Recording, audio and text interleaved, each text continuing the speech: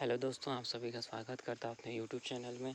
आज हम देखेंगे क्लास 6 साइंस का 7 चैप्टर सजीवों के लक्षण और उनका वर्गीकरण। हमारे आसपास क्या होते हैं, अनेक वस्तुएं पाए जाते हैं, जैसे पेड़ पौधे, कुर्सी, टेबल, कुत्ता, गाय आदि। ये सभी क्या है, समान है या इनमें कुछ असमानताएँ भी दिखाई देती हैं। ठीक है, तो समान है, इसमें कुछ समानताएँ भी दिखाई दे रही है और असमानता भी। तो सबसे पहला पॉइंट है सजीवों के लक्षण। अब सजीवों के लिए क्या क्या लक्षण होते हैं उनके बारे में देखेंगे। तो पहला सजीवों के लक्षण में क्या है, सजीवों में श्वसन होता है। अब श्वसन का मतलब क्या होता है, सांस लेना। तो वो क्या सांस लेते हैं और क्या चीज़ को छोड़ते हैं, वो चीज़ होना जरूरी। तो सभी सजीवन श्वसन क्रिया में ऑक्सीजन ग्रहण करते हैं और कार्बन डाइऑक्साइड गैस छोड़ते हैं। तो सजीव क्या करते हैं, ऑक्सीजन लेते हैं और कार्बन डाइऑक्साइड को छोड़ते हैं। फिनाल्फथेलिन के घोल में कास्टिक सोडा मिलाने पर उसका रंग क्या हो जाता है, गुलाबी होता है। यह गुलाबी रंग कार्बन डाइऑक्साइड के संपर्क में आने पर फिर से रंगहीन हो जाता है। रंगहीन का मतलब होता है कि इसका कोई रंग नहीं होता। क्या होता है, फिनाल्फथेलिन के घोल में अगर कास्टिक सोडा मिलाया जाए तो गुलाबी हो जाता है और यह गुलाबी घोल कार्बन डाइऑक्साइड के संपर्क में आने से रंगहीन हो जाता है। अब यहाँ पे क्या है, 3 बोतल हैं, एक में सूखा बीज रखा हुआ, एक में अंकुरित बीज रखा हुआ, एक में खाली बीज रखा हुआ। तो यहाँ पे वही प्रयोग किया गया कि क्षारीय फिनाल्फथेलिन के घोल में भीगी हुई रुई और बोतल है, फिर चने के बीज हैं, फिर यहाँ पे धागा। इसी को जो हमने पढ़ा उसी को इसमें बताया गया।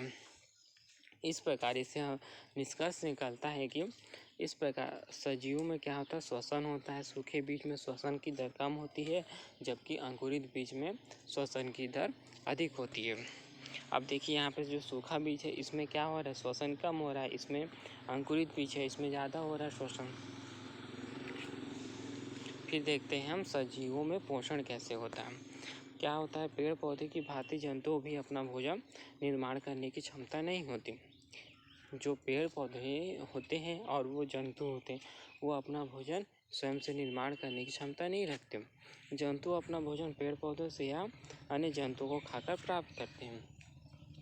तो जंतु क्या करते हैं, या तो पेड़ पौधे को खाएंगे या तो वो मांसाहारी जीव जंतु किसी को भी खाएंगे, तो उससे अपना क्या करते हैं, हम भोजन प्राप्त करते हैं। और सभी सजीव जो होते हैं अतः सभी सजीव अपना पोषण करते हैं। फिर सजीवों में उत्सर्जन, क्या क्या चीज़ को वो बाहर निकालते हैं। तो सजीवों में शरीर के कुछ ऐसे पदार्थ होते हैं जो शरीर के लिए हानिकारक होते हैं। अब सजीव भी कुछ कुछ ऐसे पदार्थ को खा लेते हैं जो उनके लिए हानिकारक होते हैं, अतः इसे शरीर से बाहर निकालने की आवश्यकता होती है। तो जो हानिकारक पदार्थ वो शरीर से बाहर निकालते हैं उन्हें ये अपशिष्ट पदार्थ कहते हैं। इसे शरीर से बाहर निकालने की क्रिया को उत्सर्जन कहते हैं। अब जंतु कैसे बाहर निकालेंगे, मल मूत्र पसीने या कार्बन डाइऑक्साइड का उत्सर्जन करके। और पौधे भी जलवाष्प में कार्बन डाइऑक्साइड का उत्सर्जन करते हैं। जलवाष्प मतलब भाप के रूप में बनना और कार्बन डाइऑक्साइड को बाहर निकालना। कुछ पौधे गोंद को अपशिष्ट पदार्थ के रूप में उत्सर्जित करते हैं। अब सजीवों में गति होता है, तो अन्य जीव भी चलकर उड़कर तैरकर एक स्थान से दूसरे स्थान तक जाते हैं। पेड़ पौधे एक स्थान पर स्थित रहते हैं, परंतु इनमें जो तना प्रकाश की ओर है और जड़ विपरीत दिशा की ओर गति करता है। ठीक है, तो सजीवों में भी क्या होता है, गति होता है। अब हम आगे देखते हैं कि सजीवों में संवेदनशीलता। सजीवों में क्या क्या संवेदन, जब हम गाय को रोटी या घास खिला दिखाकर बुलाते हैं तब वह चलकर हमारे पास आती है। आप मन पसंद पकवान देखने पर कैसा अनुभव करते हैं। इस प्रकार जो होती है, जब जली हुई मोमबत्ती की लौ के ऊपर हाथ पड़ जाता तो आप झटके से अपना हाथ हटा लेते हैं। तो ये क्रियाएं क्या होती है, संवेदनशील होती हैं। ठीक है, जैसे हमें किसी चीज़ का सुगंध आ रहा है तो हम उसके आकर्षित होते हैं, है ना। तो उसी प्रकार जो होता है, ये क्रिया को संवेदनशील बोलते हैं। जो पेड़ पौधे में भी क्या होता है, संवेदनशीलता होते हैं। कमल के फूल का सूर्योदय के समय खिलना और सायंकाल के बाद बंद होना। रात में कचनार इमली के पत्ती का बंद होना। ये दोनों उदाहरण प्रकाश के प्रति संवेदनशीलता को प्रदर्शित करते हैं। छुई मुई के पौधे की पत्तियों को छूने से वे बंद हो जाते हैं। संवेदनशीलता मतलब ये होता है।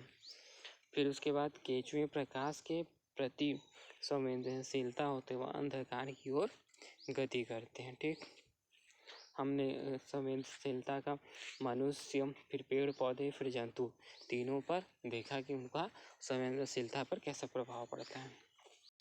अब देखते हैं सजीवों में वृद्धि। आपने सभी प्राणी के बच्चे को लंबाई में बढ़ते देखा। इस प्रकार पौधे भी वृद्धि होती है। निश्चित आयु तक ही बढ़ते हैं, जबकि पौधे अपने जीवन काल में बढ़ते रहते हैं। सजीव क्या होते हैं?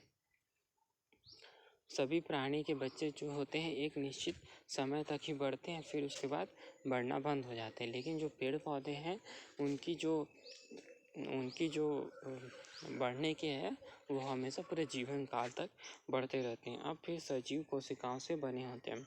जिस प्रकार घर छोटी छोटी इकाइयों से बनी होती है, इसी प्रकार प्रत्येक जंतु और पौधे का शरीर भी छोटी छोटी कोशिकाओं से बना होता है। कोशिकाओं का संरचना को सूक्ष्मदर्शी की सहायता से देखा जा सकता है। अब क्या होता है, जिस प्रकार घर भी ईंट पत्थर से छोटी छोटी ईंटों से बना होता है, उसी प्रकार जो सजीवों का शरीर है छोटी छोटी कोशिकाओं से बना होता है। और कोशिकाओं को देखने के लिए हमें कुछ विशेष यंत्र, जैसे ये सूक्ष्मदर्शी यंत्र दिखाई दे रहा, इसी से हम देख सकते हैं। अब क्या होता है, सजीवों में प्रजनन भी होता है।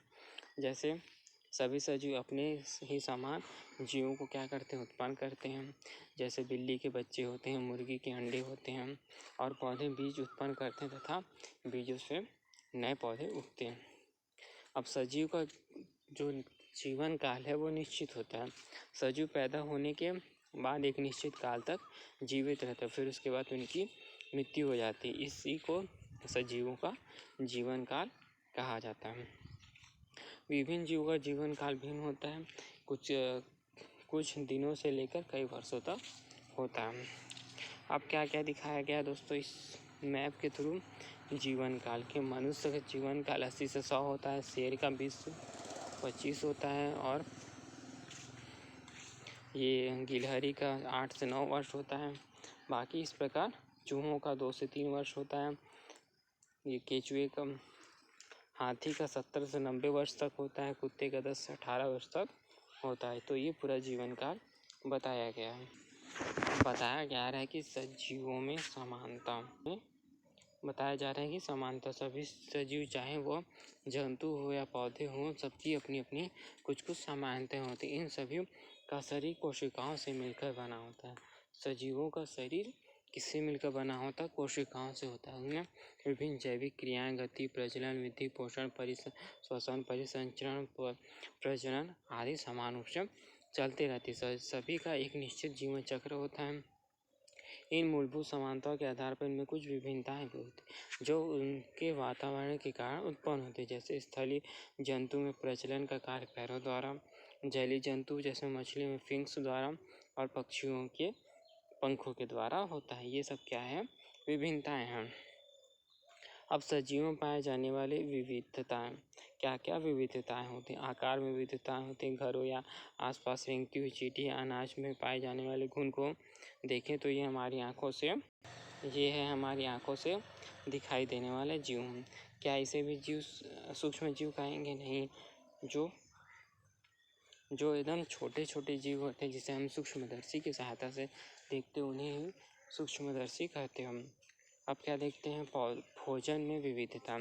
हमारे पर पौधे क्या होते हैं? स्वपोषी होते हैं। जो पौधे स्वयं भोजन नहीं बनाते, वे दूसरे पौधे से अपना भोजन बनाते हैं। जैसे अमरबेल, इसे क्या कहते हैं? परजीवी।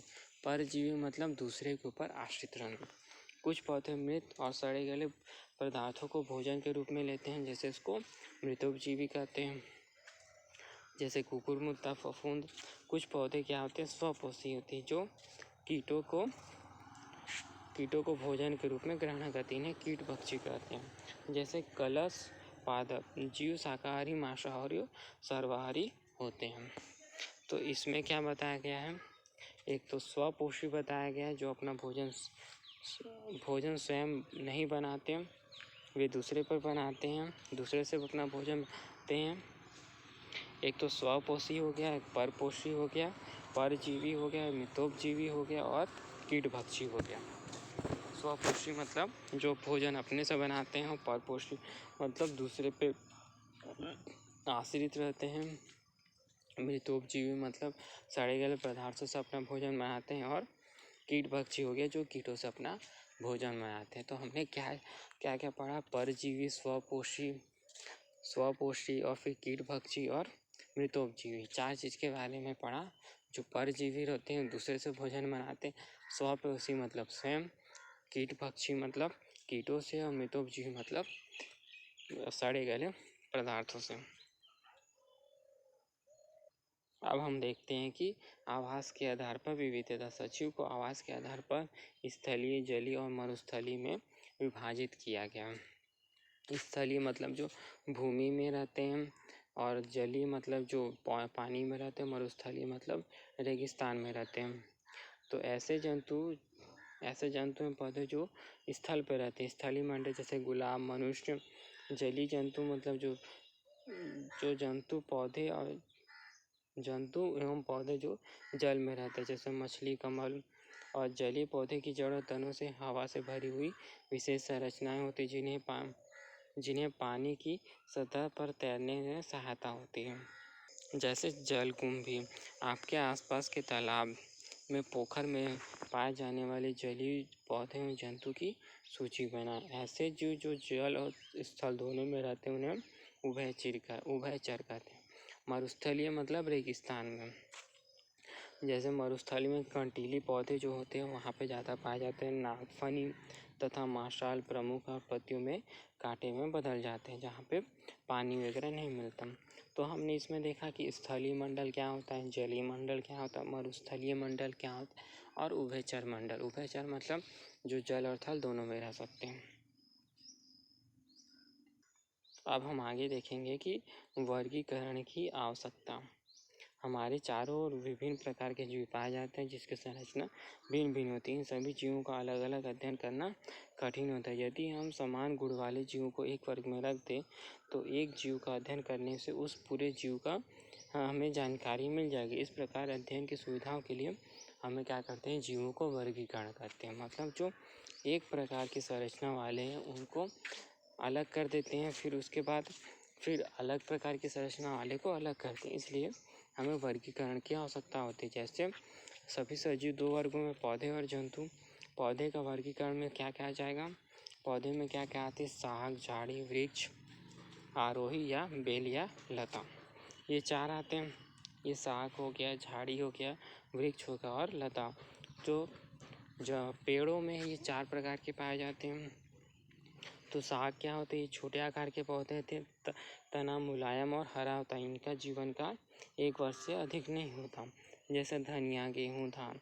झाड़ी वाला ये मध्यम ऊंचाई में पाए जाते हैं, जिसमें तना शाख की तुलना में अधिक कड़े होते हैं। इसका जीवन काल 100 वर्ष से अधिक होता है। जैसे गुलाब, बेशरम, वृक्ष ये ऊंचे तथा बड़े आकार के होते हैं। इसमें तने मोटे और बहुत कड़े होते हैं।